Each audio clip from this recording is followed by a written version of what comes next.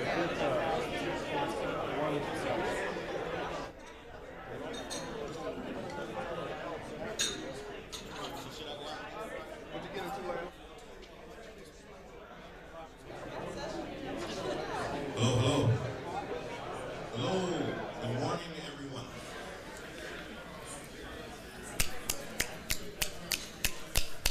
can't believe this actually worked. Good morning, everybody. We can do better than that. We're soil scientists. Good morning, everybody. Morning. All right, so we're getting ready to start. So can everyone come in, get yourselves comfortable, have a seat, and sir? Yeah, we have plenty of seats up front, so make yourselves at home. Come on in. We have a few announcements we need to make this morning. Take care of a little bit of house business. So first off, the State Soil Scientist meeting is going to be changed from the Ponderosa room to the Del Mar room. That's going to be upstairs. I have no idea exactly where upstairs, but it's upstairs. Paul? Okay, everybody has to pay close attention. These are announcements from Christy.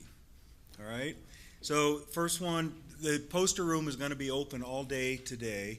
So if you didn't get a chance to look at some of the posters last night, you'll have an opportunity today. But the posters have to be removed by 7 p.m. tonight. If they're not, you're never going to see it again. And Christy said that it would be easiest if you use the push pins, just please leave them in the boards, and that she will collect them, and I guess the folks will come for the poster boards, and it would be better if you just leave the pins there. Don't leave them on the floor, okay? Because apparently there were a few on the floor yesterday, and good thing everybody had shoes on. The other thing she mentioned too is a lot of people went over to the sandbar yesterday for lunch. In fact, just about everybody did, and Christy talked to the folks here, and they said nobody was in the grill here, the Riverside Grill, which is the restaurant right there by the lobby. So if you're looking for something a little bit faster than you might have experienced yesterday, you might want to try eating indoors at the Riverside Grill. Okay? So DeAndre, back to you.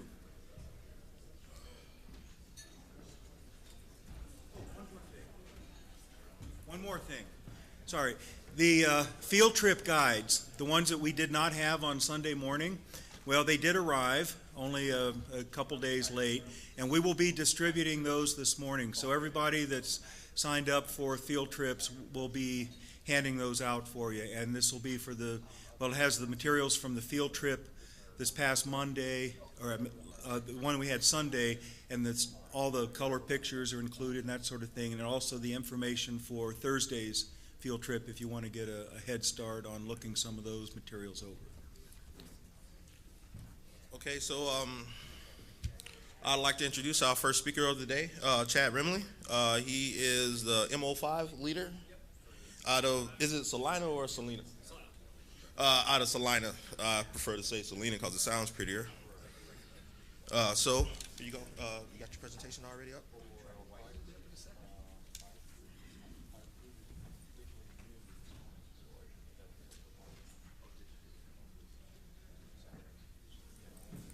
All right. Good morning. That's pretty good. Okay, so unfortunately Roy couldn't be here, and so they wanted to get a substitute, and I got called. So I'm here to present Roy's presentation, and let's see if I can get this to work right. So what you get for free, you don't always want. So just be aware that if you look at this, cat found, not very friendly, male, no collar, not housebroken either. So hopefully I can do justice here. Does this work? No, it's not going to work. All right. Okay, so we have a map of the regions plus the overlay with the National Cooperative Soil Survey map. We'll start with the Northeast region. This is a presentation about projects, outreach, training, different things that the regions are doing across the country. Beginning with the Northeast region. This is the White Mountain National Forest. It's the last initial survey up in Region 12. They're finishing it, and it'll be done in a few years. And then if you saw Jessica's presentation, she talked about this project yesterday. This is the soil survey update of Lake Champlain. It's about digital soil mapping techniques, knowledge-based soil inference engine, raster product, and a vector product. And we have a lot of coastal zone surveys going on in regions 12 and 3. For example, the EWP coastal floodplain easements, there's 5 million on 90 parcels of Connecticut, so it's updated soils information, coastal wetland restoration efforts, building new partnerships. We have a new partnerships that we're reaching out to and making soil survey relevant in the 21st century. They created a block diagram showing the different soil mapping units in the subaqueous. And in the Barnegat Bay, New Jersey, it's the largest subaqueous soil survey on Web Soil Survey currently. They've updated the flooding frequency and water table data for areas within the Atlantic, Cape May, Monmouth, and Ocean counties, New Jersey. And they're currently updating and committing several subaqueous soil mapping for Web Soil Survey projects. There's a list of them, several in New Jersey, Delaware, and Maryland.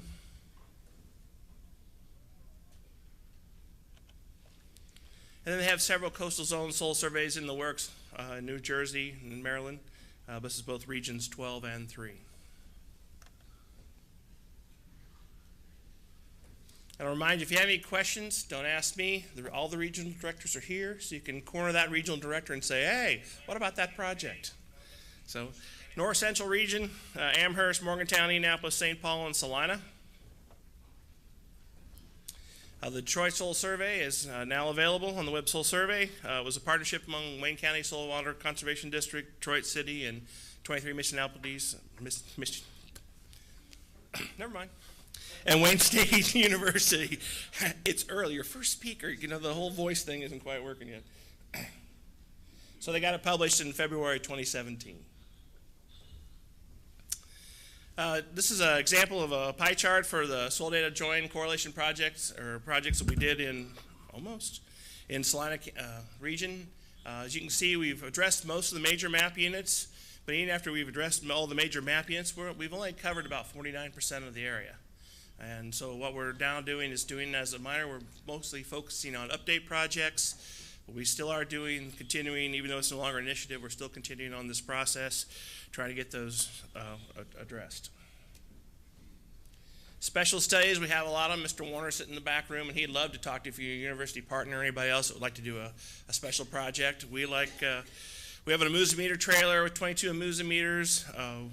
All of our offices will be doing a dynamic soil property study this year along with their regular projects. So we're more than happy to talk to you about special projects. We also been trying, as we've been completing the ESDs, to build these MLRA block diagrams. It's kind of a cross-section of the MLRA. This is for MLRA 76. So we have the parent material, the soil series, and the ecological site description. We think this will be a nice reference, good learning tool for both customers and new soil scientists. Up in Waverly, Iowa, in Region 11, they have a 3D scanner for soil clods. They've just received this in the fall of 2016. They've learned a few lessons using matte clear coating. Will help maintain the cohesion for drying. They also found it does reduce the glare. And they also found the need for putting on reference dots, so when you're doing multiple scans, you can align those. Some of the things they'd like to do in the future was to get Kevin to buy the software. And then once they do that, they can determine the bulk density. They'd also like to look at linear extensibility and then see if they can, since it's a color, get color from the scanner, they'd like to look at how they can use that on determining soil color with the scanner itself. Indianapolis has recently updated their website. It says multiple things on it. You can go to their website, MLRA, SDR projects, ecological site areas. One of the things that they've added is the Soil Landscape web app. And it's online for organizations. It's an educational tool for general soil associations and 3D soil system block diagrams. It can be accessed with a computer or smartphone. There's the opening page of the web browser, your selection of 3D block diagrams down below. And you click on one of your block diagrams, and it'll give you a relative area out on the soil map that will show you a good example. So this is an excellent training tool for folks that aren't familiar with soils or you're a new soil scientist and you're trying to figure out how the block diagram relates to what's in the field. And this gives you a map and a general area that you can actually go look at. So nice tool. Up to Region 10, where they've been working on the SDGR initiative also. As you can see, the major production years are 15, 16, very similar to Region 5. They're also going to continue doing the projects as a minor part of their MLRA work, along with their MLRA update work. It's important to do these SDGR projects and to continue to work on them, even though we're going to be doing it at a lesser pace because we have smaller map units to deal with.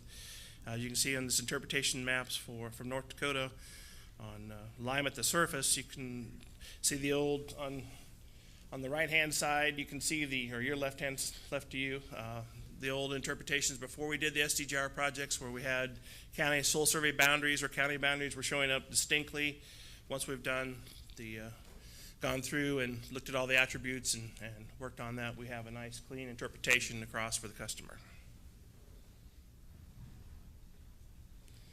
Also have a current project in MLR 103. This is a good example of a kind of a split correlation work where they have a vegetation survey. They've pretty much mapped it all as Lester. However, when they began to work on the ecological site descriptions, Lester was mapped both in a savanna and in a forest. And since we generally assign one ecological site description to a component, this has created an issue that they're trying to address. To the south, we have Auburn, Morgantown, Raleigh, and Temple.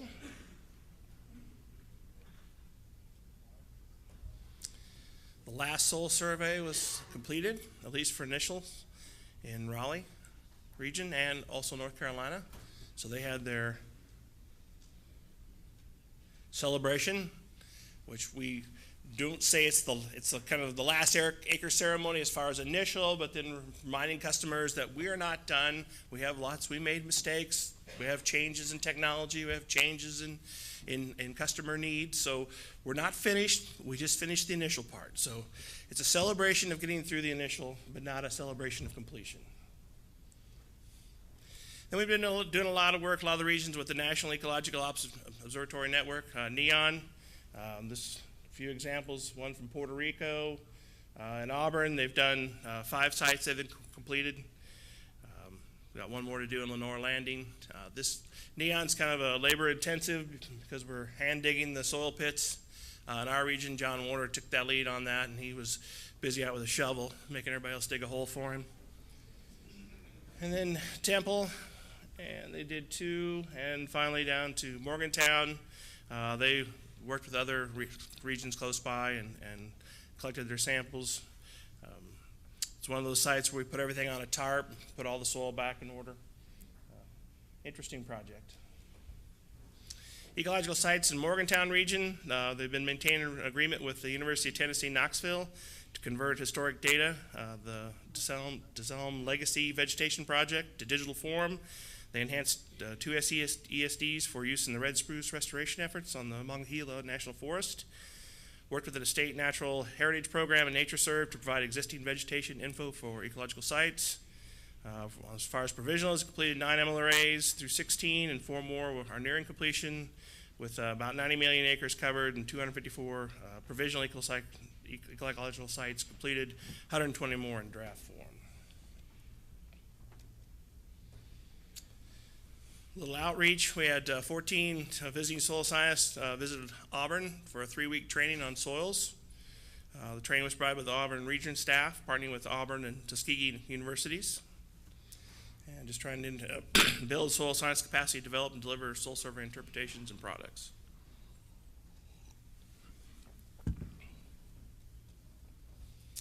Had a fairly large soil survey update where they updated 2 MLRAs, 133A and 152 in Mobile County, Alabama. Had several cooperators involved. Good spatial, phase one of a spatial edit, surface acres, 136,000 acres in this update. Over the Temple region, over almost 8,000 legend map units were updated. Again, 1,733 SDR projects, 114 million acres. And the main point here is, again, about 50% of the acres in the Temple region were covered by the SDR initiative. So they're still working on them and still have minor ones to go. Temple is now foraying into the raster mapping. They trained 18 soil scientists and 2 ecological site specialists. In fiscal 17, they've started 11 different raster mapping projects. Raster mapping will be integrated into all their MLR update processes.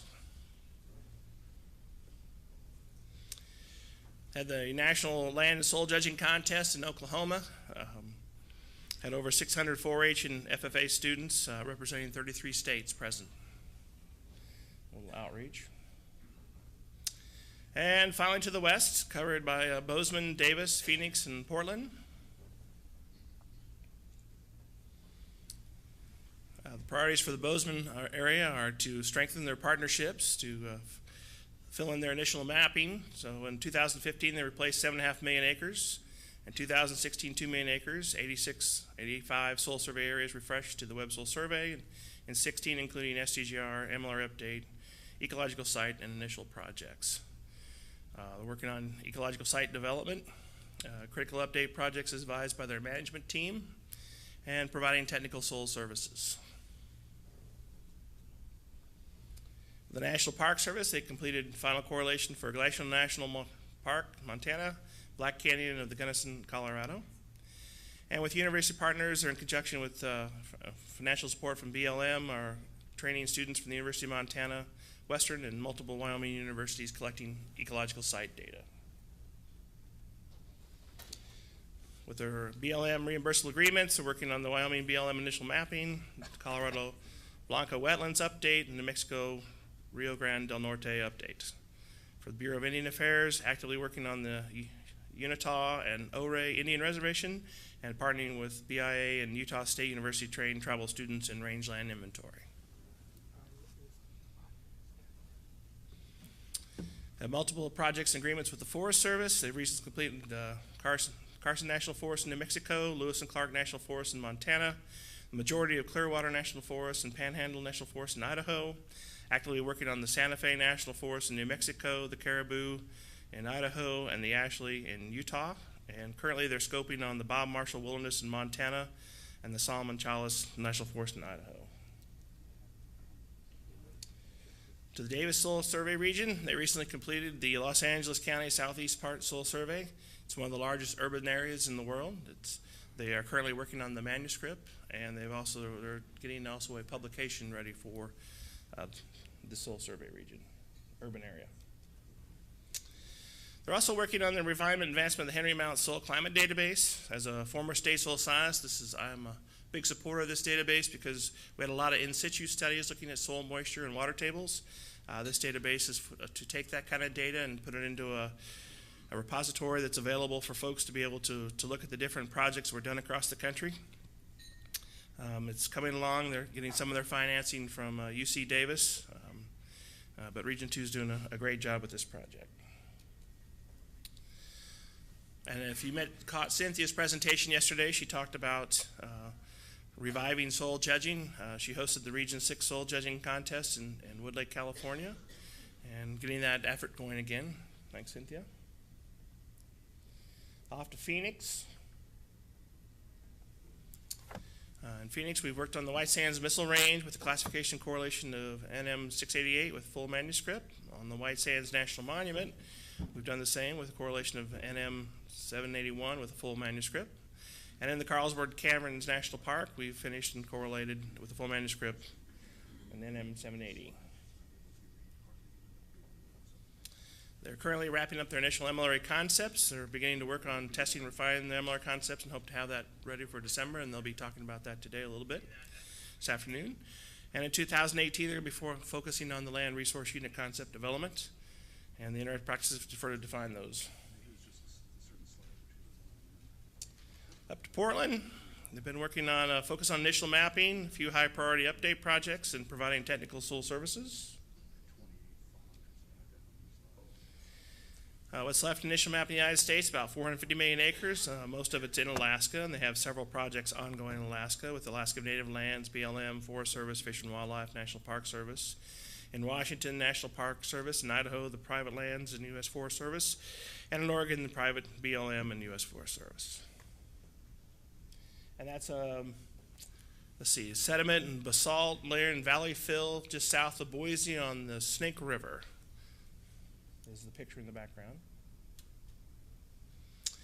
And they're also working on their efforts to develop ecological site descriptions. Soil Survey Region 1 has ecological zones include tundra, temperate rainforest, rangelands, deserts, and coastal zones. This is on the west edge of B11, which is what Boise is in, as it meets the forested lands in the background for E43.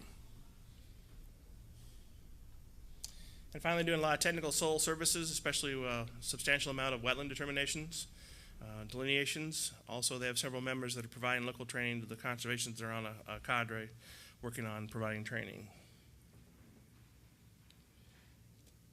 And now I'm ready for questions. Well, I should say all the regional directors are ready for questions. Anybody have a question for a regional director? Surely someone has one so I can point to them and say, take it. Yes, sir. Regional directors stand up. Yes. All the regional directors stand up. So start with one. Name. Great. Name. Might as well say your name. Who are these people? Okay, now Mike Regan's back there. He's the first one. Yeah. Two. Styles. Debbie Anderson.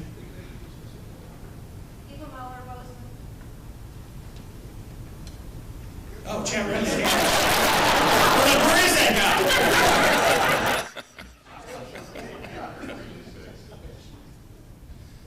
6. Where's our 7 rep? I guess he's not here. It's Aaron. Aaron's here today. Where's Aaron? He's had to take the call. Oh, okay. All right. Kathy Byer, Phoenix 8. Drew Kenny, Region 9. Michael White, St. Paul, Region 10. Kevin Norwood, Regional 11, Indianapolis. Luis Hernandez, Region 12. Okay. Thank you.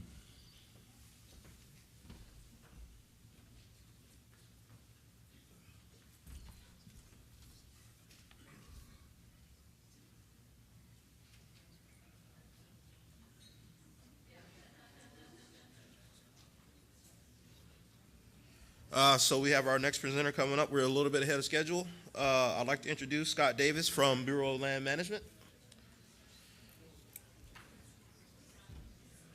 We got everything already set up.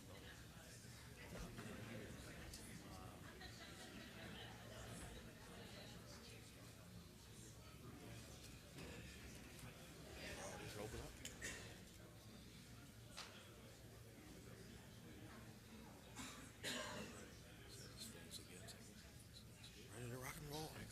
This is your. Excellent, thank you much. I'll hold up this one. You have 2 minutes left. Okay. Is that cool? That's cool. That'll work. Thank you. Hi, thank you very much. Welcome everyone. I'm glad to be here.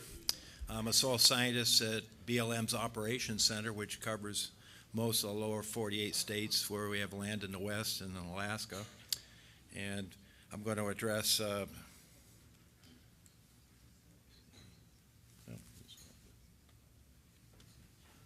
guess the topic here, the major focus is going to be the soil science and the Bureau of Land Management addressing soil health and impacts. And there's going to be a focus kind of on interpretations, and the BLM is trying to rebuild and add more soil scientists, particularly in our field units across the western U.S. And I'm seeing that happen, so I think we're on a good track here. What we do is we want to address impacts that occur on our landscapes by better using the soil survey, do training on the use of the soil survey, and also address our land use planning for all kinds of permitted activities that we do, all while maintaining soil health, minimizing soil degradation, abiding by the Clean Water Act, Clean Air Act, and last but not least, we want the soil scientists to be important contributors on ID teams that address our management needs. Those are real keys, and the soil survey is just a great product on that. One of the first questions we look at when we're dealing with soil surveys and ecological site descriptions is there a soil survey area for where our concerns are? And yes or no answer. Over 80% of our lands do have a soil survey. And the next question would be, are those map units and the components and the ecological sites, have they been identified and also verified according to the expected soil site potentials and limitations that would occur from the permitted activities? So another yes or no question. One of the keys in looking at describing and sampling our soils is the differentiation, identifying and describing the soil horizons, and looking at color, structure, fragments, rooting, clay skins, those kinds of things in the field so you can identify our soil map units and components. And it's an excellent little YouTube that's come out about 3 years ago, I guess, by Phil Schonenberger and et al., and it really helps you do that so that we don't have a new soil every time we dig a hole. And one of the things I really stress is looking at the largest excavations you can find. So when we're dealing with all the activities such as pipelines and roads, we want to take advantage of that to get the right picture. And of course, Phil is our the author of the field book for describing and sampling soils, and that's something that we use in the field quite often, so it's a great product. And just having a few of your color chips from the color charts are vital. Where we have differentiations between our iridosols and mollisols, those are good, easy things to teach. So, and then we also look at hazards and limitations in terms of impacts and degradation to our landscape. So we look at different types and classes of assorted soil indicators and look at if they're limiting or somewhat limiting or maybe very limiting. And in the same regards, looking at hazards, are there low severity to very high severity? We'll go over some of those examples. Drought and low precipitation and cover are things that we note quite a bit in our arid landscapes particularly, and looking at the consequences for stress on plants, mortality, loss of site productivity, and the vulnerability to extreme erosion events from downpours and precipitation. So again, we come back over and over again looking at solutions and the things that we can do to help minimize disturbance, particularly from mechanical treatments and the areas of bare soil that are generated, trying to reduce compaction and kind of controlling many of the activities that we do allow and permit on our landscapes. We do have some great predictive outlooks that we look at regarding low precipitation and drought. And here's an example in 2014 of the spring before a pretty hot and dry summer. So these aren't things that we have to react to. They can be seen in advance. And we also look at, we've developed in some parts of the BLM soil complexity ratings in hazard classes based on things like texture and slopes, looking at severity from coarse textures versus finer textures and flat ground versus very steep ground. And with the solutions, we kind of gear towards maybe expected objectives for ground cover after the first or second year after an activity occurs.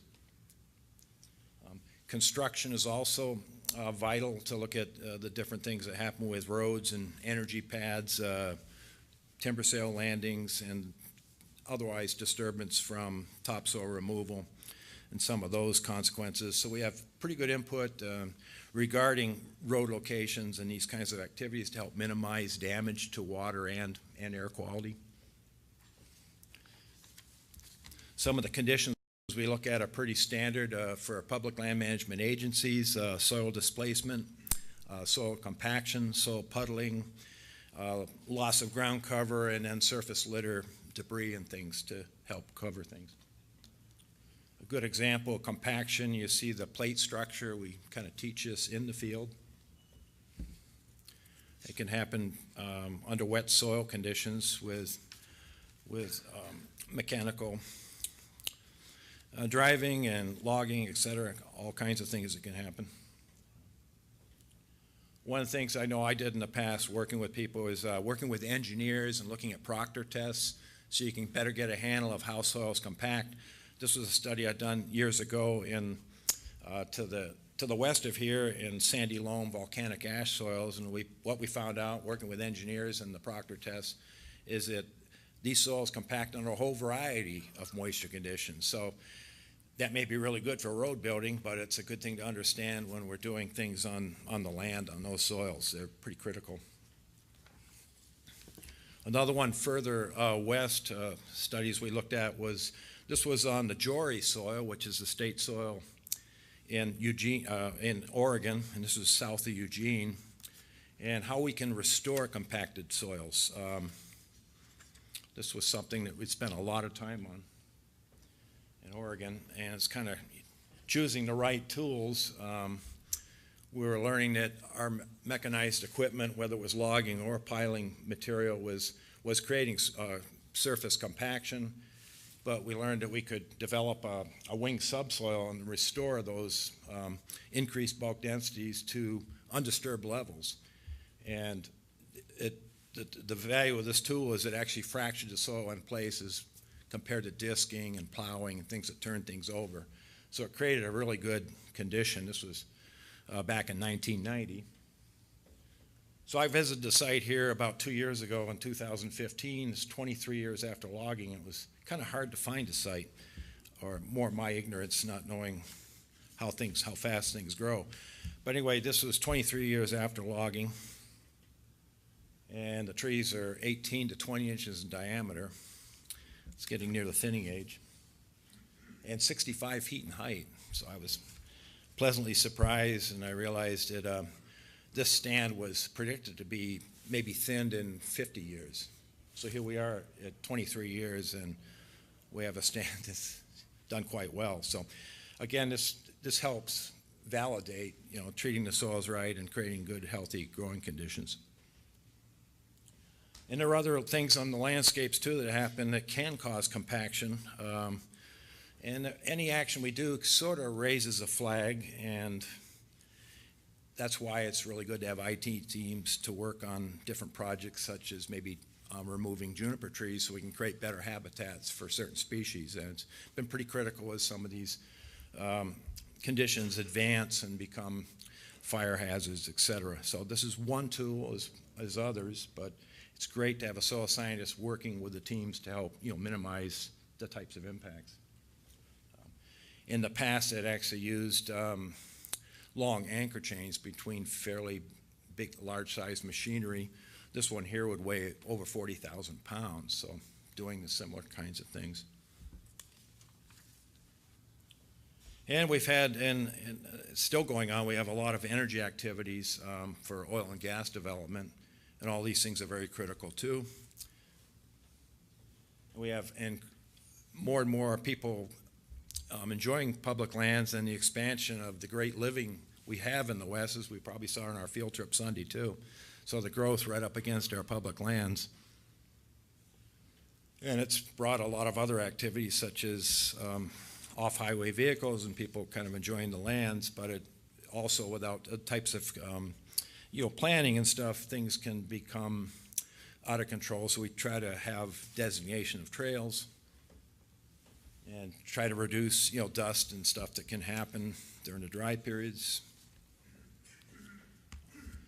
And some of those soil indicators we look at when we measure compaction are, again, looking at the pictures we had earlier, the plate structure, how that impedes root development, and soils have become difficult to dig, and they have an increase in strength and bulk density and often water ponds on the surface. So with the right tools, you can kind of judge this in the field. We also have penetrometers and other devices that can monitor it to different levels. Some of the other soil conditions we actually look at in the field are an aggregate stability test for soil slaking. We note soil organic matter decline, soil salts, contaminants, again, bulk density, compaction, non-wettable nature of soils, from wildfire, ash cover, and then ground cover. Here's the toolkit we use in the field for field tests for aggregate stability, the slake test, and a picture of sediment from high runoff. An invasive plant, much like cheatgrass, it's red brome in the southwest, and they become quite prone for wildfire. And from wildfire, with the right conditions, we can have soil sealing and non-wettability.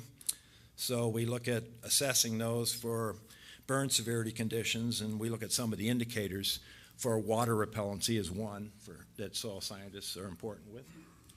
And the color of the ash is pretty important. The extreme white conditions show high burn severity. When it's just a dark color, then it becomes a little more moderate or grayish type colors. We also want to assess debris flows, potentials on some steep slopes where we have development nearby.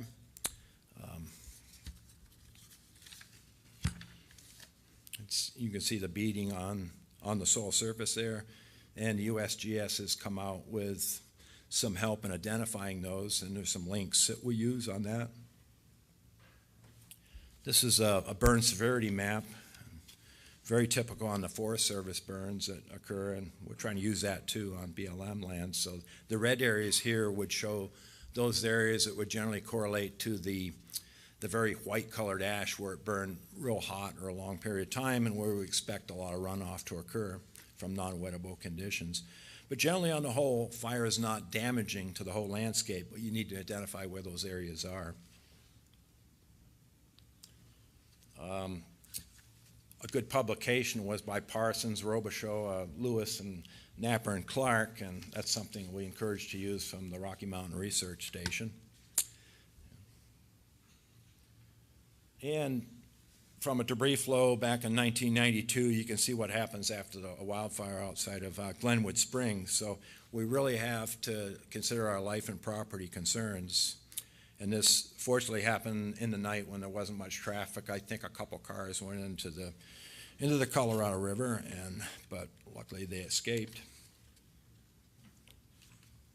And one other last issue that comes up, and it's one that's been around a long time, but as some of our agricultural landscapes and drylands have dried out, we've had increases in habitat for the soil-borne fungus that creates valley fever. And that's been mapped. The NRCS has been working with the Center of Disease Control and a lot of other agencies, and it's become an issue, particularly in California. And on this map, the reddish areas kind of show those areas most likely habitat for the fungus. But again, it's a living organism. It's not really a contaminant, but it can create issues for human health, so we're working on that too. But that gives a little bit of an overview of just some of the variety of permanent activities that occur, and the excitement would be to be a soil scientist working in the field and on teams of people with a whole variety of things going on and permitted uses occurring. I think the input from using the soil survey and the skills that soil scientists and ecologists and geologists have are essential, and we want to encourage more of that. And I'm pleased to see that we're getting people coming back into BLM, and hopeful for the future. So with that, if there's time for questions, okay. Some of this will be on the posters that I have a poster, so should be some time too tonight, and of course on the field trip also. Hope we can bring some things up. So thank you.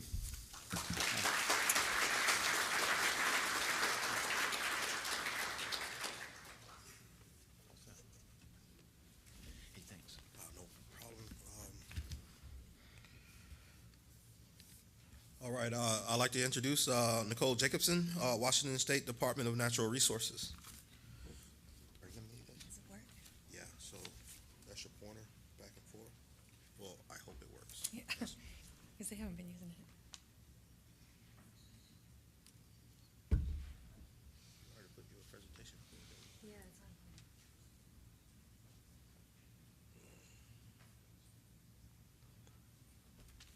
I'll give you the 2-minute warning. Okay. Good morning. My name is Nicole Jacobson. I work for the, Forest Resources Division at the Washington State Department of Natural Resources. I help agency staff implement the Habitat Conservation Plan and the Policy for Sustainable Forests. Now, currently there is no formal soils program at DNR, but I'm one of a few agency staff with a soil science background, and I'm one of 2 professional wetland scientists. And since I arrived at DNR, my soils focus has really been, doesn't work, no, reinterpreting federal soil survey data for state forest managers. And I do this because trees grow in soil. Now, this is such a simple statement that it seems sort of flippant when I talk to, Does work. Guess it doesn't work.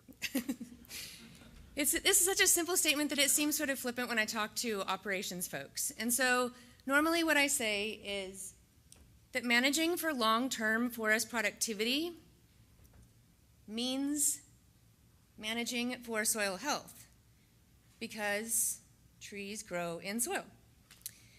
So I'm here to talk to you today, even though we don't have a formal soils program at DNR, I'm here to talk to you today about a few projects that I've been working on, because NRCS and NCSS has really been integral to anything resembling a soils program at DNR. For those that don't know, DNR manages over 5.6 million acres of land. I should say Washington State, because we also manage aquatic lands. 36% or over 2.1 million acres are forest lands, and much of that is covered by the Habitat Conservation Plan and the Policy for Sustainable Forests. So there's a number of ways that soils information can be used in forest management. Primarily, it's determining harvest and entry intensity, looking at site productivity, managing for biodiversity, assessing biomass utilization proposals, and in wind throw mitigation planning. So there really are a number of ways that soils info can be used in forestry, but utilization really depends on the quality of the soils, the available soils data. So at DNR, we have 2 completely separate data sets. Our in-house data is based on the Private Forest Land Grading Program, which was a really fantastic program sponsored by the Washington Department of Revenue to grade all state and private forest lands for tax purposes based on soil and site conditions. And the surveys were conducted in conjunction with the Soil Conservation Service. And Lynn Townsend has a really fantastic write-up in the Alaska Forest Soil Productivity Workshop notes from 1987, which brings me to my next point, that our in-house data is really out of date because it has essentially been static since the surveys were completed in the 80s. And definitely since the last soil scientist retired from DNR about 10 years ago. Surgo, as you know, on the other hand, is up to date, has almost full coverage of Washington State, but the forest soil management interpretations are less comprehensive, which is why we've been holding on to our in-house data for so long. So what do I do as a land manager when I have 2 completely separate data sets, each with their own, pluses and minuses? Well, it's really meant for me that I've been focusing my efforts on reinterpreting the federal soil survey data for state forest managers in the hope that someday DNR will really just point to Surgo as the official state soils data. But I have no staff that can be tasked with soils projects. Like I said, there are no soil scientists on staff at DNR, although a few of us do have background And some of us, like me, are the super squeaky wheel that get to come to conferences like this. But what I have is a wish list, and I'll go through these one by one. So the forest soil management interpretations are number one on my list, because it's really why DNR has been holding on to our own limited data set for so long. So Steve Campbell, thank you very much. Steve and I have been working over the last few years to come up with a list of, a combined list of the interpretations that are in our DNR data set and in Surgo, and we're trying to, or Steve is thankfully working on this, to take the DNR more comprehensive forestry interpretations and put them into Surgo. And I'm super happy to report that Steve has recently completed 3 of 9 on the list, and they'll be incorporated at the next update. Thank you, Steve. We've also been working on building soil risk models based on a Forest Service publication. This work has been, was done by Miles Micheletti, an intern at DNR, and we tweaked the Forest Service model a little bit, but it's still a fuzzy logic style model used to evaluate risks. And really, what I'm trying to help managers with is to identify areas of sensitive soils. So we've also built a model for recreation planning, and it's used mainly in trail routing and infrastructure placement. So these models are really our attempt to combine the strengths of both data sets and make the information more accessible to DNR personnel, because currently Surgo isn't as accessible as our habitat layers, and what my goal is to get at least the model outputs in the same system as our habitat layers, so that it's like one-stop shopping for the managers and they can just look at all layers at once when they're planning projects. So the third project I want to mention is a guide to forest soil management. And the goal here is to have a field-ready document and associated resources for managers when they are planning projects. And it would be specific to DNR regions and concerns. And this was really kicked off by Dan Ufnar in the Olympia NRCS office, and he did a fantastic Soils Primer webinar that's now required training material for all incoming foresters. And through partnership with University of Washington, we have a template for this field-ready document that I was talking about that really has, it combines the landscape context of the federal soil text with the local knowledge of DNR management. And, you know, after yesterday's presentations, I'm thinking that probably the text that we have in here is going to be pop-ups into something like a Soil Explorer or a story map or something, but it's still, all of this data can be moved into a more interactive format than just a document. So this next project hasn't actually started yet. If DNR can get the paperwork done in time, the field recon will be done this summer, with field work being completed next summer, and then the data hopefully published in 2019. So Morningstar is a natural resources conservation area in the North Cascades. And it's made up of land that was purchased from the Forest Service, so it doesn't have any Surgo data, and other areas are covered only with PFLAG data that for some reason was never incorporated into Surgo. And this soil survey is really a fantastic opportunity to correlate the new survey, to field check our forest soil management interpretations, and it's a great opportunity for DNR staff involvement. And what my goal is to get some foresters and their managers out there to see a soil survey in action, because trees grow in soil. So I want to give a big thanks to everyone that's on deck to make this happen. Phil and Aaron in Mount Vernon, Jason Martin in Salem, and of course Eric Dahlke in Portland. So this one is still a wish on my list. I have no idea how or when or who or where this might be completed. But I've been saying for years that DNR really needs a soil health assessment based on Forest Service protocol.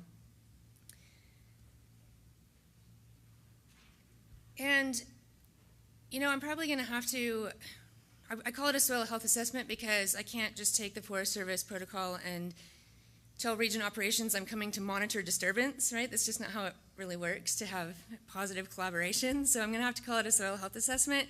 So I'm happy to hear that there's really a soil health push in NRCS, NCSS to look at soil health. And really what I'm talking about here is documentation, because sometimes rutting is really mainly an issue if we can't document the forest soil management decision-making process in the timber sale layout and contract compliance phases. So even without a formal soils program at DNR, you can see I have managed to get a few projects going, and most of these are with significant NRCS and NCSS involvement.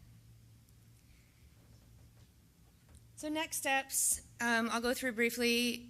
These are really based off of the committee report from the 2016 West Regional Conference, and it was really backed up by yesterday's research committee meeting. So it's split into research and data and change communication. The list is pretty overwhelming if you look at it all together, so I'm going to go through it one by one. Partnerships are key for me. Obviously, I can't get anything done without collaboration. And I want to expand opportunities for university students, not just at University of Washington, but also University of Idaho, and hopefully also Oregon State.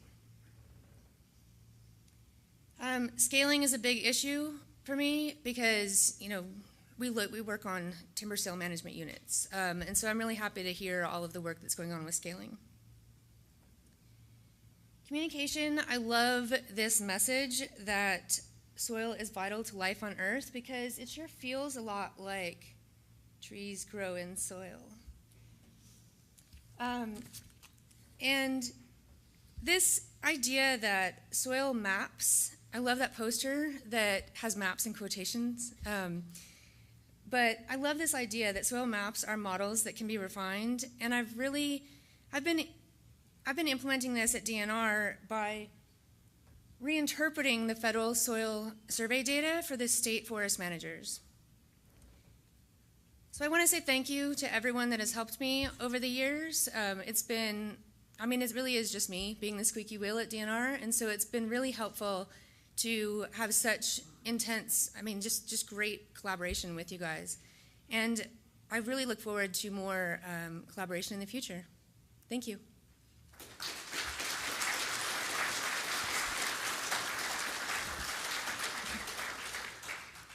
Are there any questions? Yes? Does Washington DNR have a corporate definition of soil health?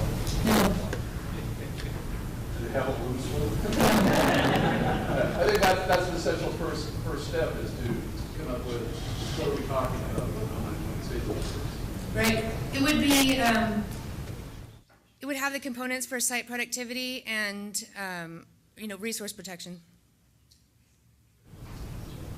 Yes. You were saying that the existing Sergal interpretive data wasn't comprehensive enough in the needs. Yeah. And that's why you're kind of comparing that to what was done in the past in the state. How big is that gap? As people whose job it is to provide that data for the user, I guess I'm kind of curious as to how big that hole really is. So when I say that the interpretations are less comprehensive, some of them say that we shouldn't log on slopes over 30%, which obviously we do in Washington. So it puts everything in a high risk category just because of the slope, when it's not actually high risk because we've been logging over 30% slopes for a very long time. The same with recreation development. If you are looking at trail placement or infrastructure placement, for some reason the interpretations base it on an overall slope instead of like cross slope where you're building a trail. And so we just can't use the Sergo interpretations for some of it.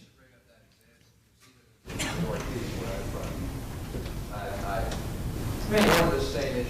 Right. So our GIS person from recreation, she pulled up a Sergo recreation development potential, and it was just like blanket red for everything, for the entire project area. And I'm like, all right, well, let's work on getting you a little bit something different. There's a lot of people in this room who appreciate that feedback. And I don't know if you saw the poster in there, but what we're doing is we're trying to use our in-house LiDAR and fine scale data to really help out with this core scale Surgo data.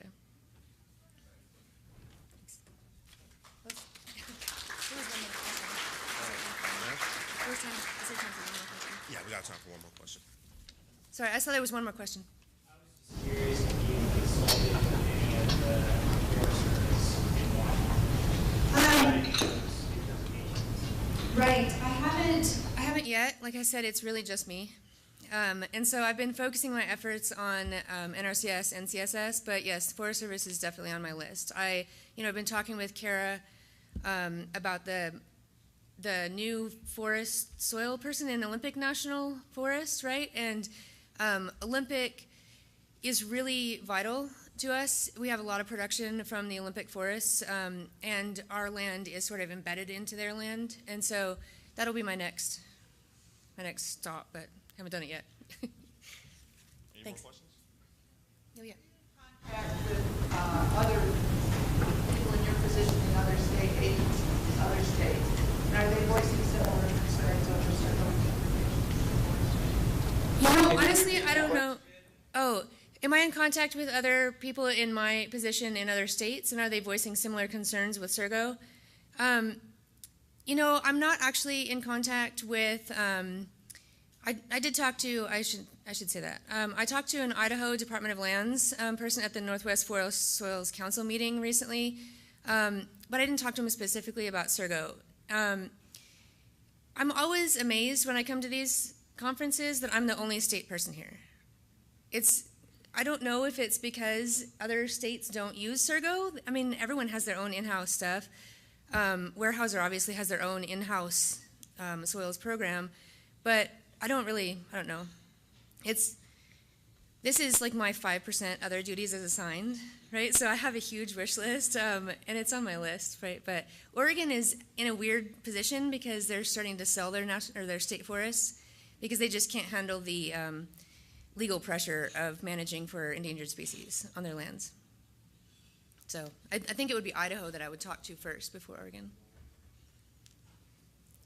Thanks. Do we have any more questions? Well, let's give Nicole and a round of applause.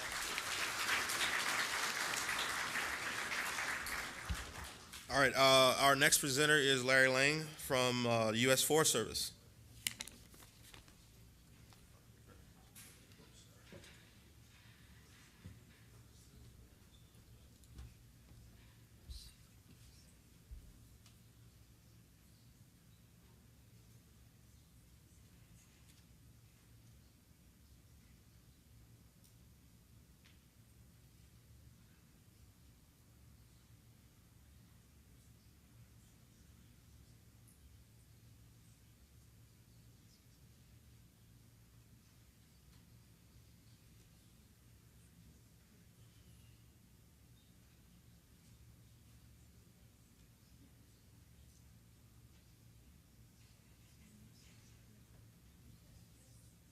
Options.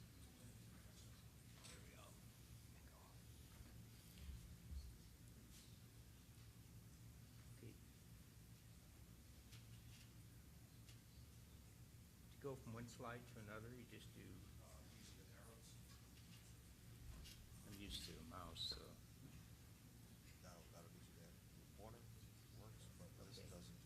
Okay. Okay, thank you. Well, I appreciate being here. Now that I got through those technical details, I really appreciated Nicole's presentation, and it's kind of interesting because I worked on the Colville National Forest back in the 80s, and Steve Campbell was one of my contacts. So it's a small world. We're in the soil science field. Constantly run into people that I haven't seen for years. So my position, I'm Larry Lange, and I'm in the Washington office for the U.S. Forest Service. And I wanted to, first of all, give kind of an introduction to the Forest Service, because I realize some of you may not have a lot of experience with the agency. And I thought I'd also talk briefly about where we are in terms of soil inventory and terrestrial ecological unit inventory. And then cover some of the initiatives and emphasis areas that the Soils Program and Forest Service is involved with right now, and then some examples of different projects that are going on, and then finally just come up with some conclusions. So the mission of the Forest Service is to sustain the health, diversity, and productivity of the nation's forests and grasslands. So immediately you see a connection with soils, you see a connection with ecological context. The Forest Service consists of three main parts, if you will. The National Forest System, which all of us that are here with the Forest Service are associated with the National Forest System. And also there's research and development and state and private forestry. And in reality, all the different components of the Forest Service are involved to one degree or another with soil related issues and have to some degree people with soil science skills. The Forest Service consists of 9 regions. I'm not sure what happened to Region 7, but we administer 232.5 million acres, so that's a pretty large chunk of land. In terms of objectives, maintenance of soil quality, ecosystem and watershed restoration and maintenance, and in many cases we're extremely involved with this aspect of management, if not taking a leadership role. Development and application of the National Hierarchical Framework of Ecological Units, soil quality monitoring, administrative studies. We have a long-term soil productivity study, which is actually international in scope. And of course, collaboration with research. So I'm talking more now from the National Forest System perspective. Information and data management, everybody has that. Partnerships, trying to figure out innovative ways to come up maybe with different sorts of partnerships than what we have traditionally, and maintaining the ones that we have. And this is obviously a huge one right here. And organizational capacity, and I'll cover that a little bit as well. So just the soil science program at the Washington level is actually embedded in the ecology, well actually landscape ecology and vegetation ecology subdirectorship. Previously it was in essentially what you call the watershed group. There's advantages and disadvantages to where we are right now, but I see a lot of advantages actually. And since I am the Washington office National Forest Service person, I spend a lot of time working with watershed management, range management, forest management, planning, or what we call ecosystem management coordination, trying to basically sell what we do and convince a lot of these other entities and specializations that this is what they really need our information. And also a lot of emphasis on moving more toward an integrated ecological basis for and context for soils.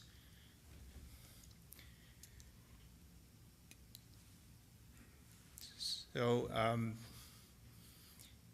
from the regional and forest positions, I mean, I'm kind of lucky in a way because most of what I deal with, even though it's very interdisciplinary, is soils, but most of the regional and forest positions are often responsible for other program areas, which is a challenge. So we don't have a lot of soil scientists that strictly do soil science. And that's probably even true of my position, but I'm luckier than most, I think. Just wanted to mention the Southwest region because most of the Forest Service regions rely heavily on partners, NRCS, universities, and so on. And not saying that the Southwest region doesn't do that as well, but they do have a dedicated inventory program, which is highly successful. Terrestrial Ecosystem Survey, and it's administered out of Arizona and New Mexico, and it's certainly it's been a very successful model. You know, hopefully down the road we can maybe employ that concept in a couple other regions that might have the need to aggressively map. But the bottom line is, no matter which way we go, we rely heavily on partners. From the Forest Service perspective, the bottom line is that our jobs are becoming increasingly interdisciplinary. Our need to engage in a lot of different specialties has always been there, but it's becoming even higher and greater. And administrative skills as well. We find ourselves, we truly are program managers now. We're not just soil scientists. So, and I don't think that's unique to the Forest Service either. So this is not good. It does show a definite decline in soil scientists in the Forest Service. It's just as the Western U.S. I don't have statistics for the East. It might be a little different, but I know our Eastern region probably would look a little better than this. But there's a couple issues going on here. One is funding, and the wildfires are becoming more dramatic, more extreme, larger in scope, and the whole fire program is becoming more and more costly. So that has, in a sense, shifted some priorities and a lot of funding away from not only soils, but also some of the other program areas. The other factor that is definitely into play here is attrition and positions, people retiring and positions not being filled. And so there are some challenges there, definitely. So, but I'm kind of an optimist, so we'll see how that plays out. Okay, this is kind of a real quick look at where we are in terms of inventory status, and if you look at it from the perspective of whether it's meets Circle standards or not, or I should say whether it's certified that way, then there's a lot of land in the West that basically is not included as being completed, but in reality, quite a bit of it is, not all of it for sure. But the figures are a little bit misleading, I think. But if that's the measure you use, then most of the needs inventory needs are in the west. There's no doubt about that. And the eastern U.S., which is our eastern region, southern region, the emphasis at this point is there in the eastern region. There's a lot of work going on to refine their current mapping, which in a lot of cases they've mapped the entire national hierarchy, and they're looking at LIDAR. They're doing land type phase work, so getting very fine scale. Region 8's a little different in the sense that they have wall-to-wall, for the most part, soil survey available, and they also have ecological classification systems developed. And Wallace Dillon and Joanne Baggs in that region, and Joanne's the ecologist, they're working to see if they can start the process of developing terrestrial ecological unit inventory, utilizing the information they have with some additional field data and analysis.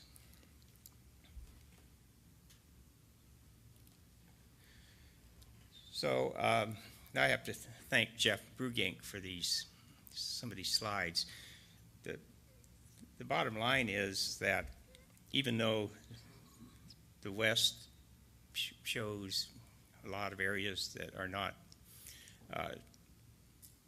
don't meet SERGO standards, supposedly, the reality of it is that we do have soils information on the vast majority of our lands, but Alaska is a little different, but they do have land type association mapping, which is the landscape scale, and I think their finer scale mapping is concentrated in selected areas where the management need requires that level, that scale of information. So we do have information. We have large areas in Region 4, which is in this region, out of Ogden, land systems inventory. They're done in the late 60s, early 70s, as I understand it.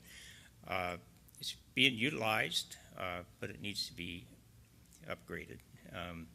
Same thing with soil resource inventories in Region 6, which is Pacific Northwest region, and that's actually starting to happen. So I'd say it's ongoing.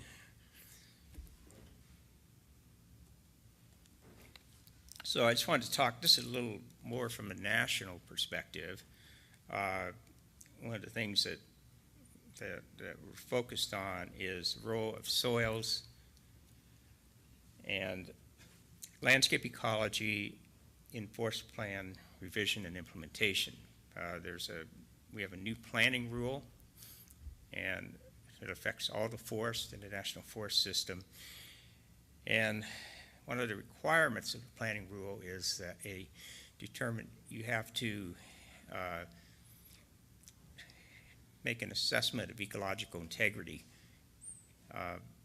which sounds kind of interesting, but the bottom line is, how do you do that without a context, an ecological context? So that's where I see the terrestrial ecological unit inventory, the national hierarchy, and the soils information coming into play, particularly at the landscape and sub-regional scales. So also trying to support to the degree we can. Oftentimes it's more like moral support, it feels like. Finer scale TEUI mapping and critical updates. Been involved with the implementation plan for related to the MOU for implementation of ecological site descriptions on how many minutes? Really? Okay.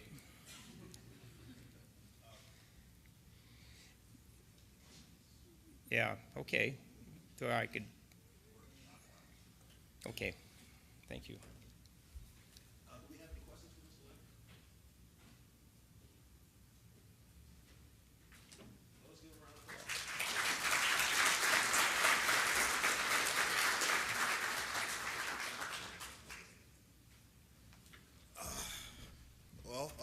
have our next presenter coming up, Mr. Curtis Talbert, NRCS. Is Kurt here? Oh, I'm sorry.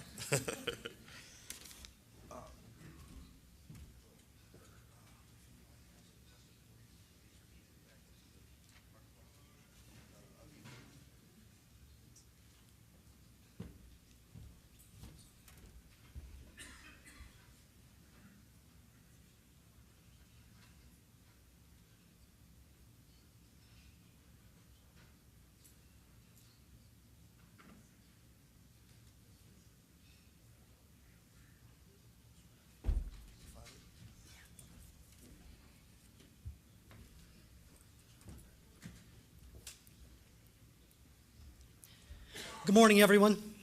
Well, that is just, I'll tone it down just a little bit. My name's Curtis Talbot. I'm on the National Ecological Site team.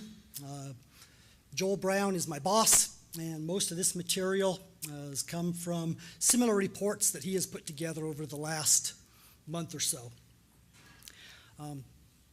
My attempt to be cute, if you will, of course, if you take the, the letters of National Ecological Site team, makes the word nest, hence my, if you notice in the kind of the watered down background of this slide, there's my little nest tucked away in the mesquite. So I'm done being cute. Talk about, divide this report into 4 primary areas.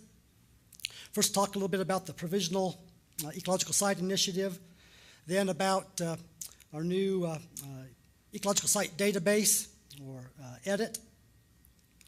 Talk about some of the work that we're doing with some links to support conservation planning, and then wrap it up with a few comments on training and education. So, as I'm sure everyone is very much aware, we are well underway with the Provisional Ecological Site Initiative that started in 2015 and is scheduled for, the goal is to have a seamless coverage of identified ecological sites in the lower 48 by 2020.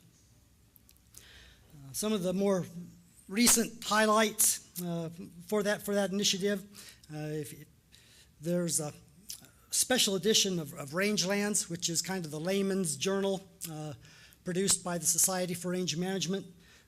December of last year was a special issue kind of geared towards the answering some of the questions that a lot of folks had towards provisional ecological sites and how to approach getting those done. So as we're sitting now with 2 years into the 5-year initiative, and none of these really come as a surprise, but there's everyone has challenges and hurdles in accomplishing some of these tasks, and it kind of breaks out nicely if you own the country, kind of a central, east, and west of the type of hurdles that we're facing. So the central states, to start off, had probably the best coverage of ecological sites, but in many cases it was approached on a county by county basis or soil survey area by soil survey area basis, and so there are some redundancies. Some of these MLRAs, if you looked at the number of ecological sites, it would appear to be a lot more complex than what they really are. So some of the central states, some of their issues is trying to consolidate some of these and getting down to the core concepts of the ecological sites for that MLRA. The East did not have that blessing or curse, as you may have it, of having the pre-existing ecological sites, but probably has the most complete Surgo data out of the three regions. And so, their biggest task is, those initial groupings of soils and developing, and the state transition model was probably the last part of the country that was exposed to that and acceptant of that. And so there's some, I would say, baby steps, but the initial steps are a little more in the beginning stage of applying those concepts. And of course, then the West is just a big mix of everything. Areas where there's good ecological site coverage, areas where there's nothing, areas where we have good soils data, areas where we have still a lot of federal lands with nothing. And so it's just how to approach it is just a big challenge. I'll thank Pam Thomas for putting together this slide that shows the dark green are those MLRAs that have reported completion of provisional ecological site coverage. The other colors correspond to planned years of when when the regions are planned to get around to accomplishing this. And from my understanding, Pam will be updating this. A lot of folks are asking, especially management types. It was said yesterday, a picture is worth 1,000 words. A lot of managers just like, just give it to me the down and dirty. I want to see the map. So this is the map, and it'll be updated from time to time, and Pam will post that for those who are interested in looking at it. But we do realize that this does not reflect, this is mining the ecological site project data out of NRCS. So to the degree that that is accurate, that's what the map shows. And I am aware personally that this is not the true picture, but it is short of a multi-slide approach and and storyline. This is the quickest snapshot that we can give of the status of the initiative.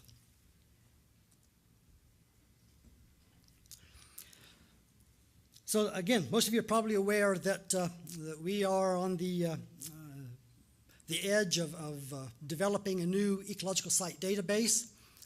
ESIS, Ecological Site Information System, as you know, the agency quit funding programming support for that 2 years ago or so, and kind of left us in a lurch as to, it was literally the programmers, walked off the job, with 2 weeks' notice, kind of. I mean, they didn't walk off the job, but they were reassigned with 2 weeks' notice and left us with, where do we go from here? The point data, as you know, was migrated over to NRCS, but the ecological site descriptions, what do we do with those? So the decision was made to, there was some work going on at the Jornada Experimental Range where Joel and I are stationed down in New Mexico with the Ecosystem Dynamics Interpretive Tool, or EDIT. And the decision was made to let's house the, which was really a database built really to orchestrate and to give some dynamics to the state and transition model. And so I thought that may be a good place to hang the ecological site descriptions.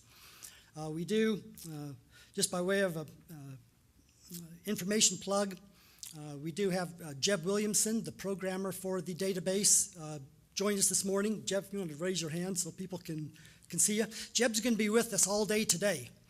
And, we are prepared to, if you want to see a little walkthrough of EDIT, of where this may be going, get a hold of Jeb or myself, and we'll, go off in the corner somewhere and show you, give you the inside scoop of what EDIT's going to look like. So we have converted, Jeb has converted the ecological site description data from ESIS over to EDIT, and it is now ready for a beta test, which will occur over the next 3 months to see, those of you who are familiar with ESIS, know that it never really was well supported by the agency in terms of programmers. It was kind of a hodgepodge of programming languages from the 80s, 90s, early 2000s. I'm surprised Jeb has hair, because I would have pulled mine out by now trying to patch this stuff together to see what was able to convert and what wasn't. So the biggest goal of this beta test is to see how well some of this stuff converted over and what additional hurdles we may have to jump over. So yeah, so that kicks off, that's going to run July through September. So, I'm sure a lot of you, like me, will be getting home on Friday. I'm going to stay up late Friday night because I know that at midnight Saturday morning, Jeb's got this big red button there in Bozeman where he works and lives, and at midnight he's going to push it. And so I'm going to stay up late because I expect to see the Aurora Borealis from Las Cruces, coming out of Bozeman. At least I hope that's all it is, and not some kind of big explosion. And then, of course, the full data conversion will depend on the results of what we get out of this beta test. For those who are interested, these are the ML arrays that we're going to be tracking. Of course, ESIS right now provides the ecological site legend, if you will, to NASA so that the link can be made between soils and the ecological sites. ESIS will be shut down for editing for these 14 ML arrays. And so one of my tasks will be making sure I will be hand updating those legends so that link won't be broken. But ESIS will be frozen for those 3 months for these 12 ML arrays, and everyone will be forced, if you're working in those ML arrays, you'll be forced to go work in edit.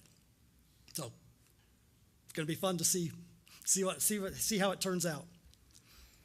And there's still time to this list still isn't really frozen in stone. That's one of my tasks in the evenings this week, is getting those permissions set up and getting ready to freeze ESIS for those ML arrays. So if there's something, regional directors, if there's something there that you want to last minute, you want to flip-flop an ML array, we can make that happen.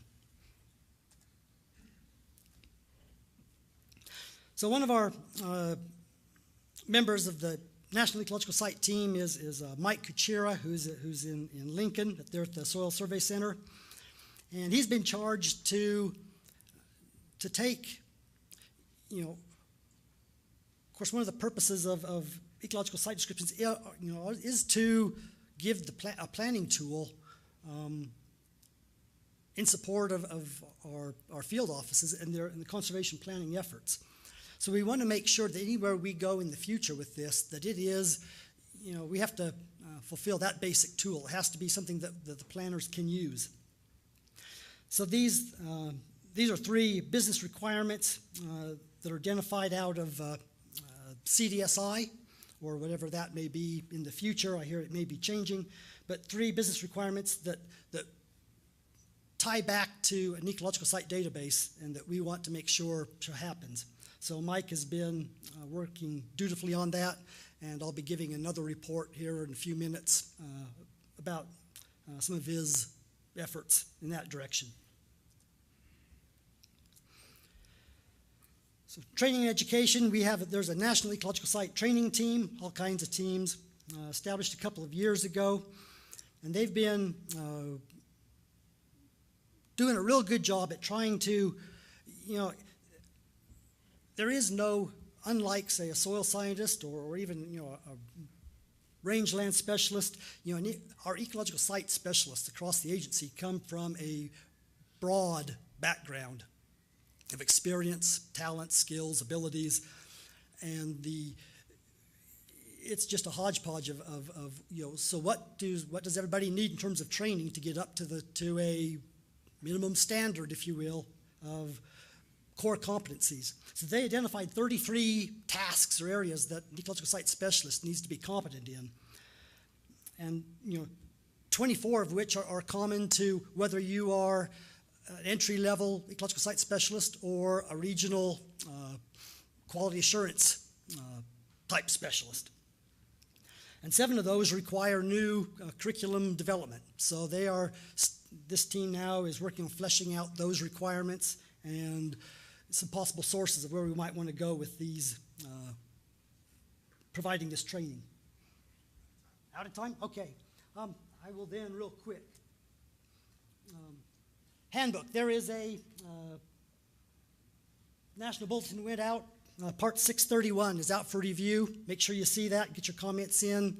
Comments due to Curtis Monger by August 11th.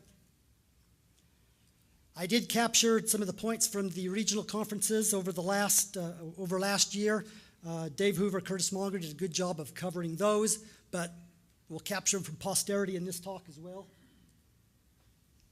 And then just as a real wrap-up, the ecological site universe, as Joel describes it, made up of National Ecological Site Team there in Las Cruces, National Ecological Site Core Team to the upper right, which is essentially the Las Cruces team, the center in Lincoln, and the Grazing Lands team, Fort Worth.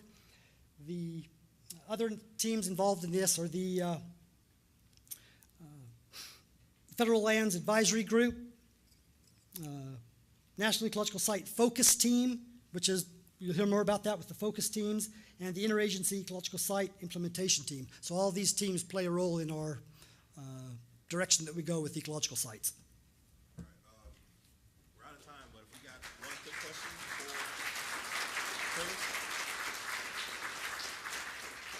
All righty, I'd like to introduce Ann Rossi. She is with the EPA. I'll hold up the 5 minutes and 2 minutes and 1 minute.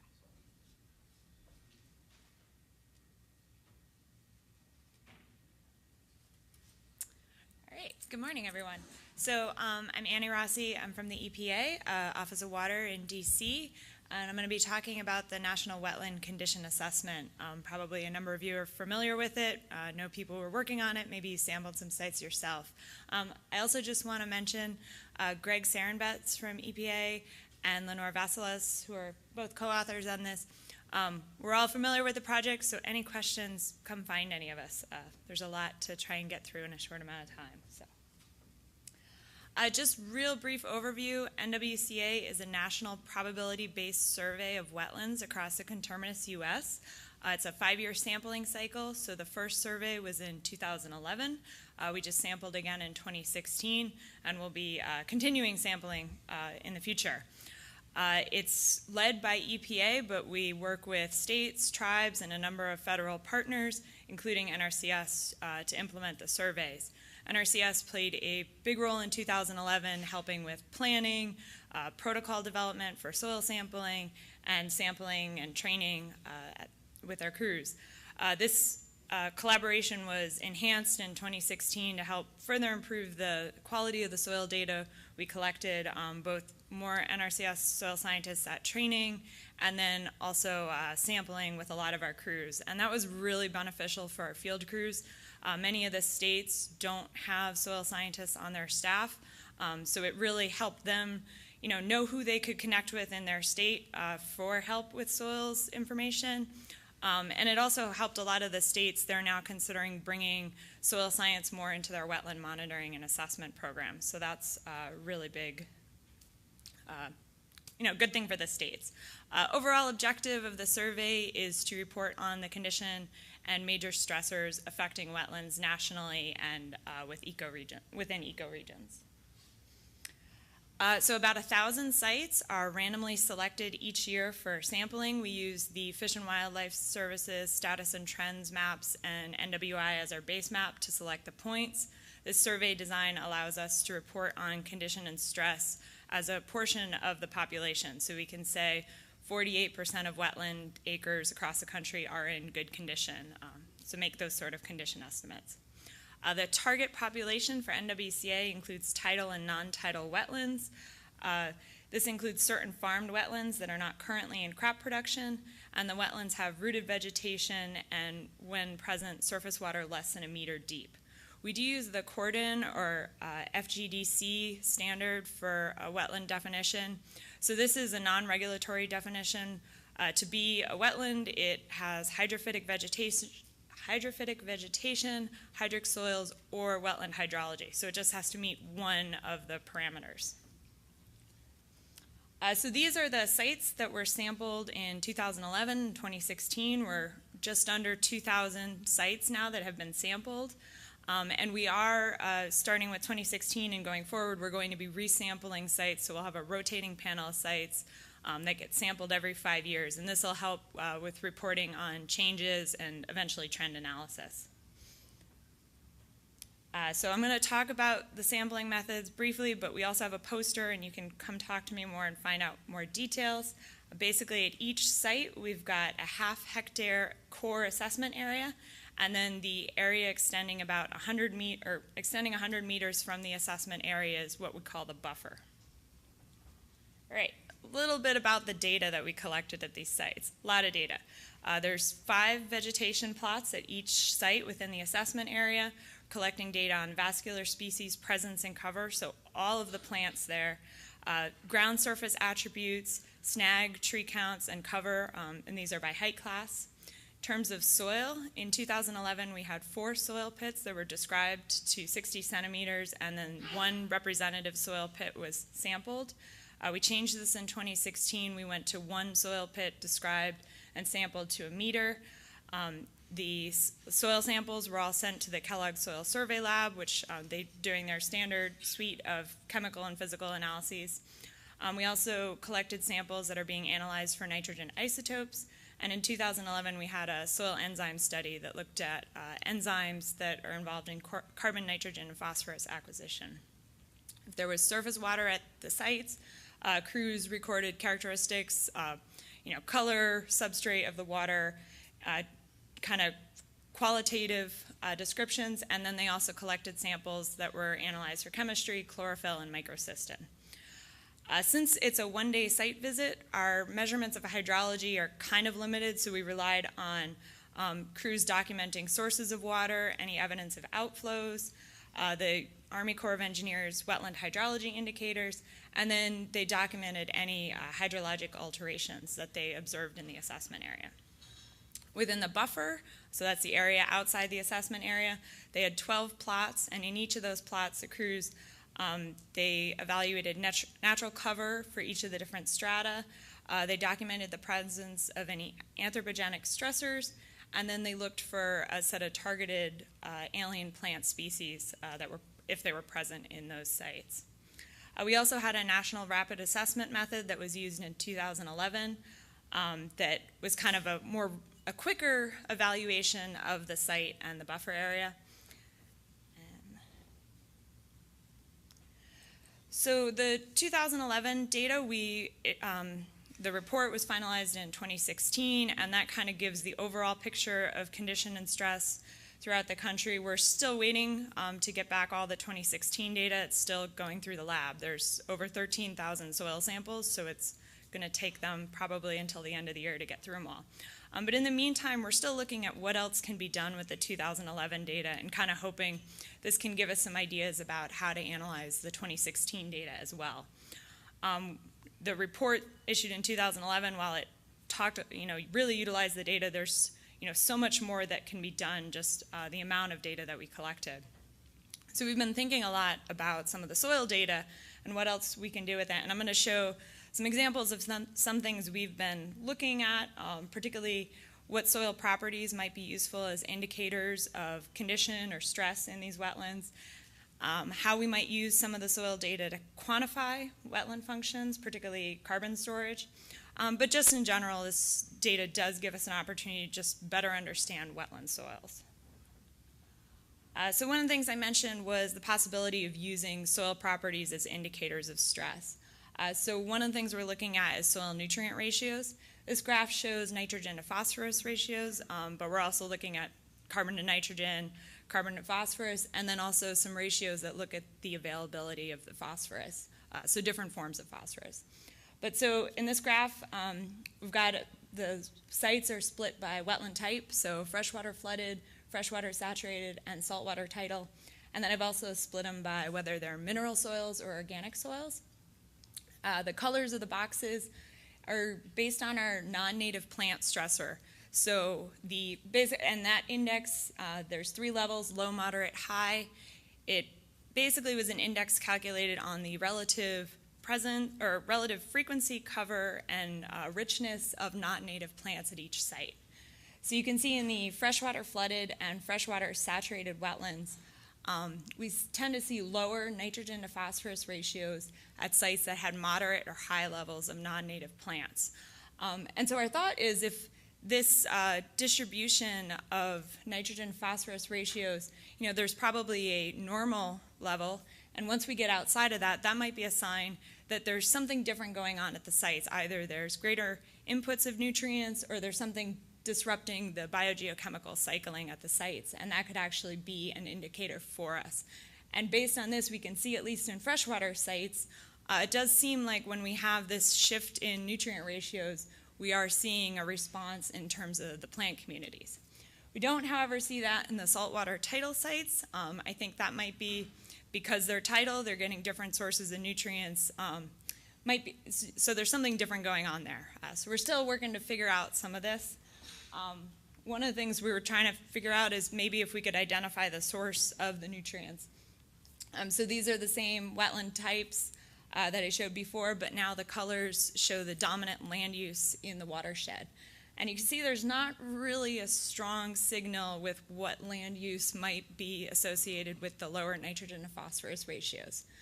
So that's something we're still trying to tease out and think about how we might be able to use that as an indicator for the report. I also mentioned looking at functions. So one of the things, we have a lot of organic carbon data. Wetlands play an important role in storing organic carbon.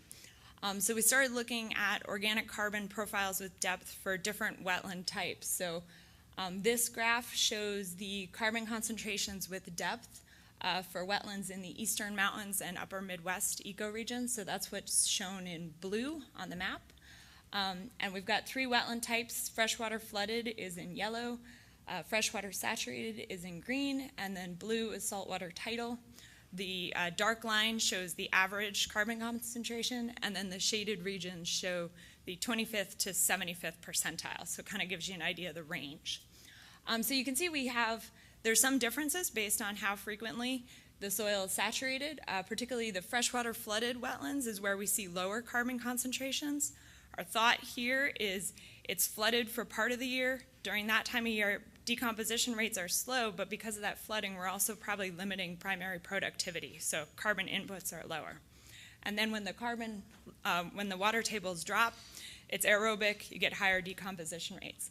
On the other hand, the freshwater saturated, saltwater tidal, they're wetter, longer, so you get low decomposition rates, but they fluctuate enough that we've got primary productivity is still high. I'm running short on time, but so we also looked at how this compared with where we saw ditches at the site. So in freshwater saturated, we'd expect in wetlands, if we have a lot of ditching, aerobic conditions, lower carbon concentrations. That kind of pans out in the freshwater saturated. You can see our sites with higher levels of ditching have lower carbon concentrations, but we don't see a difference really in the freshwater flooded. And when we look at the different ecoregions, we don't see the same trends. So that's still something we're trying to understand, is that maybe there are ditches, but they're not effectively really draining the sites, so carbon concentrations remain high. Or what's happening that might be causing why we see differences across the ecoregions. All right, so just kind of wrap up, we have a lot of data, there's a lot of opportunities, things to look at. We've got some ideas that with EPA of things we would like to look at, but not to sound desperate, but we also need help.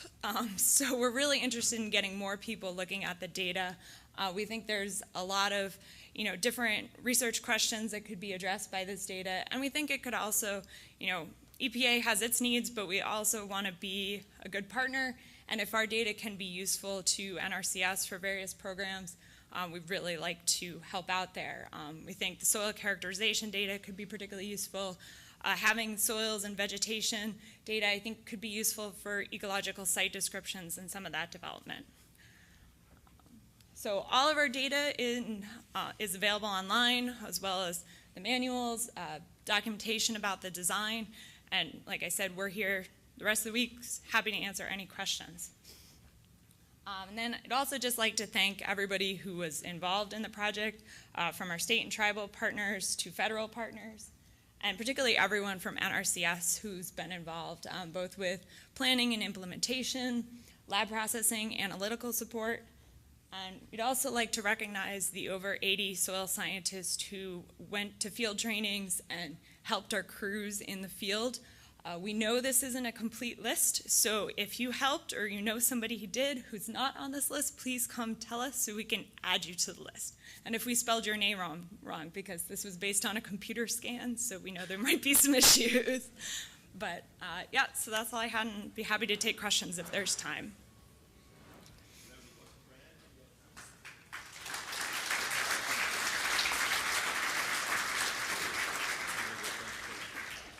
We have a break coming up from 9:30 to 10. Just as a little bit of house business, we have the trip planner is now available for the trip that we're going to be taking Thursday. So will everybody pick one up when you have an opportunity? They're out in the lobby. So let's everybody reconvene at 10 o'clock.